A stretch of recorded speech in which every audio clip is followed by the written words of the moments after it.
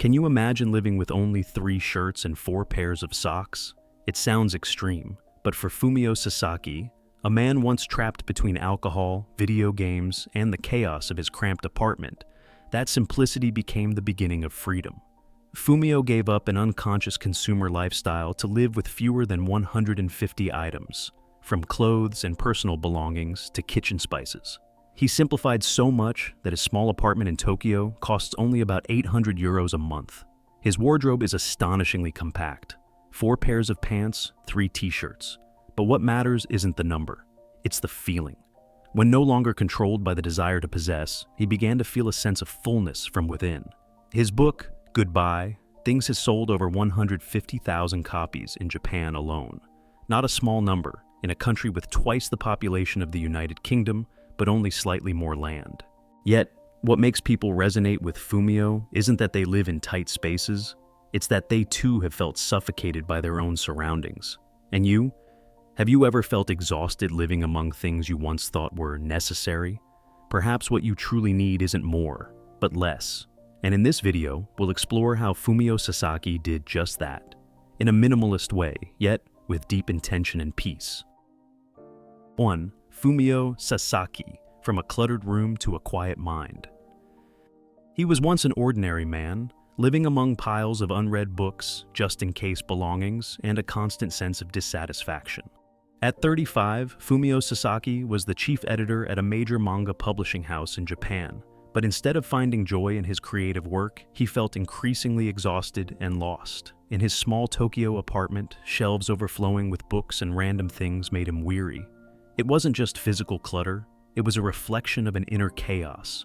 The objects that once brought joy, the tools meant to make life easier, slowly turned into burdens that required management, cleaning, and maintenance. And as Sasaki said, in the end, the things you own will own you.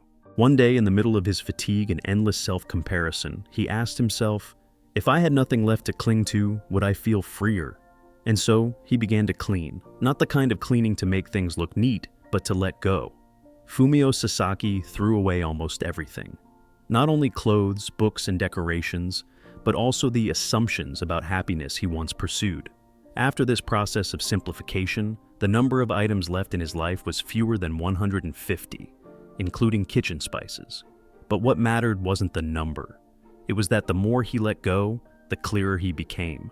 The empty room turned into a space for clear thoughts. With nothing left to hide behind, he had to face himself.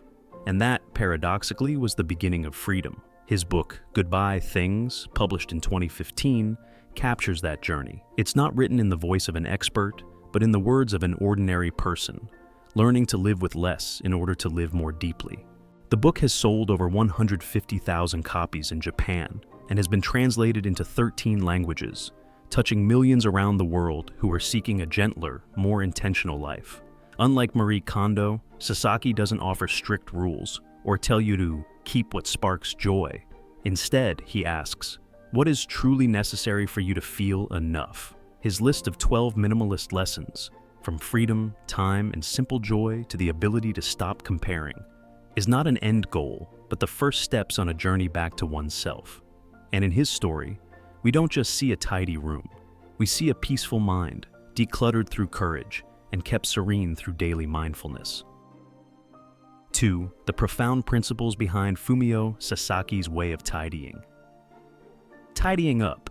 It sounds simple, but for Fumio Sasaki, it's not just about rearranging a home. It's a journey of self-liberation. And to understand why letting go of an object can lead to such a deep transformation, we need to look deeper into the philosophy that shaped his approach, Japanese minimalism. At the heart of these philosophies lies Danshari. It may sound like just a word, but Danshari is actually composed of 3 profound actions. Dan, meaning to refuse to let unnecessary things enter your life. Sha, meaning to discard, to say goodbye to what no longer serves you. And Ri, meaning to detach, to free yourself from attachment to possessions and even from unconscious desires to own.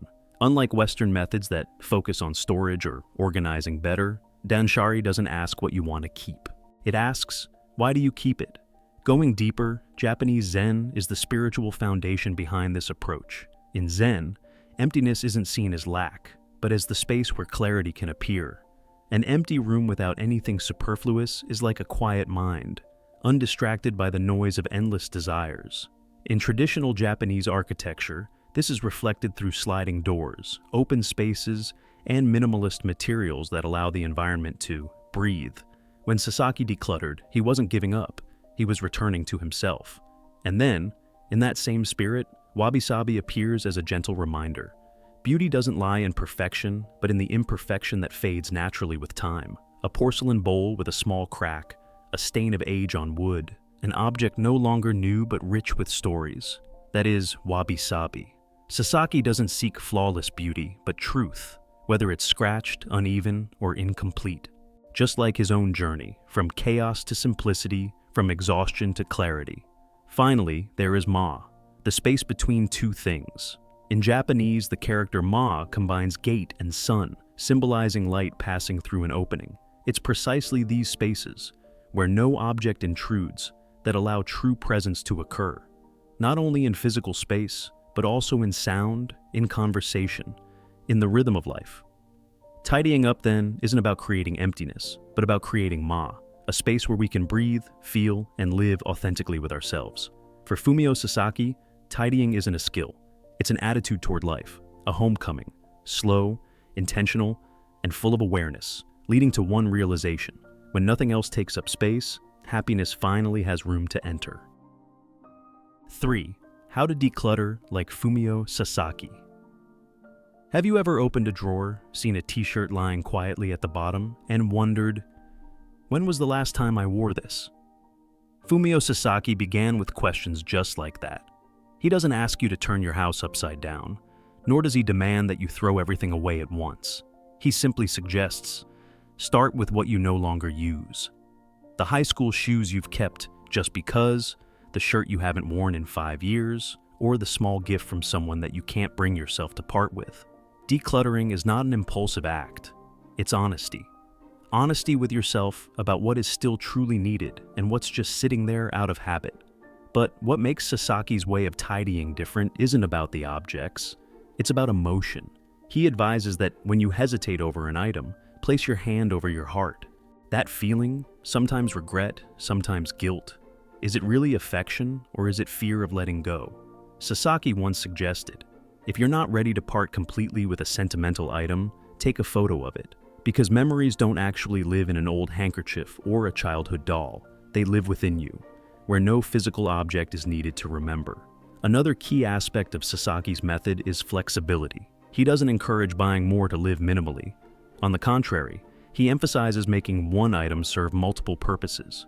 A kettle can replace a coffee maker, and shared family products can take the place of countless individual ones. When every object can transform, the living space feels bigger, not just in size, but in spirit. However, minimalism doesn't stop at throwing things away. Sasaki stresses, if you keep bringing in new items, all your efforts will be meaningless. So, try the one in, one out rule. For every new item you bring home, one old item must go. Or, more gently, create a 30-day waiting list before buying anything. If, after a month, you still feel it's necessary, then it's the right time to let it enter your life. Finally, the most important thing, build a system that suits you. Don't copy someone else's formula if it creates pressure. A simple management board on Notion, or a habit of reviewing your belongings every weekend, as long as you actually use it. Minimalism isn't about forcing yourself to live with less. It's about learning how to live with enough, so that what remains truly has a place in your life. Through these gentle steps, Sasaki not only helps us tidy our rooms, but teaches us how to listen, how to let go, and how to curate the very life we are living. 4. Minimalist living. When outer space reflects inner clarity. Minimalism is not just about throwing things away. It's a way of living that chooses less to live fully. Fumio Sasaki calls it intentional living, not only in the room you inhabit, but in every choice, every small daily habit. You can start with your living space. A purposeful room isn't an empty one. It's a space where every item has a reason to exist. A bare table isn't bare because you haven't bought decorations, but because that emptiness creates Ma, the pause, the silent gap that the Japanese see as the most important part of beauty. When you walk into such a space, your eyes aren't scattered, your heart isn't overwhelmed, and your mind begins to breathe. Wide surfaces, few lines, soft light spilling across the room, all create a calm that doesn't need to be spoken. Visual serenity is the first step for your heart to settle. Then, you arrive at your habits. Minimalist living doesn't mean austerity. It means rhythm, a gentle tempo you truly want to live with. Sasaki suggests a very practical routine. On Monday, review your schedule and remove the meetings that aren't truly necessary. On Wednesday, make it a no-spend day. On Sunday, devote yourself fully to rest, without guilt, without forcing yourself to be productive. For meals, he cooks with what's already available instead of adding something new each day. Less, but fuller. Every small decision simplified is another moment you reclaim control over your life. And then, as you begin to live lightly, gratitude starts to bloom. Not in the sense of forcing yourself to stay positive, but naturally.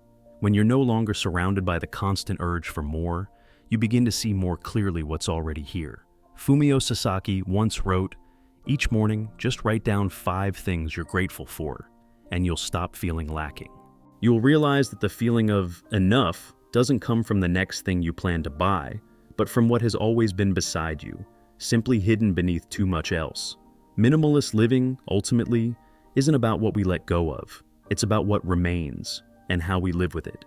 It's when a tidy room opens up a clear mind, when a lighter schedule makes space for what matters, when a simple morning cup of tea stirs up a quiet thank you, unspoken yet full. Minimalism, it's not about living with less, it's about living deeply. And if you begin today, you might realize, within that simplicity, you find what's always been there, yourself, whole and at peace. Japanese minimalism is not just about having a tidier home. Through the journey of Fumio Sasaki, we've seen clearly that when physical space is simplified, the mind also begins to clear. From a man once dissatisfied, living among piles of belongings and a sense of emptiness, Sasaki transformed into someone who lives lightly, content with fewer than 150 items, and above all, with a mindset of enoughness. Danshari teaches us how to refuse, to let go, and to detach from invisible attachments. Zen shows us the beauty of emptiness, of a space unoccupied. Wabi-Sabi reminds us that perfection is not required for beauty. And Ma, the pause between things, invites us to stop, to be fully present. When you apply these principles, you're not just tidying up your belongings, you're clearing away unnecessary worries. I myself, after trying to live as Sasaki does, have felt it deeply. Fewer things mean fewer concerns. The empty spaces that once made me feel lacking now feel purposeful. They've become places where light enters, where the mind can rest. Minimalism is not a rejection of life. It's discernment, keeping only what truly deserves a place in your world.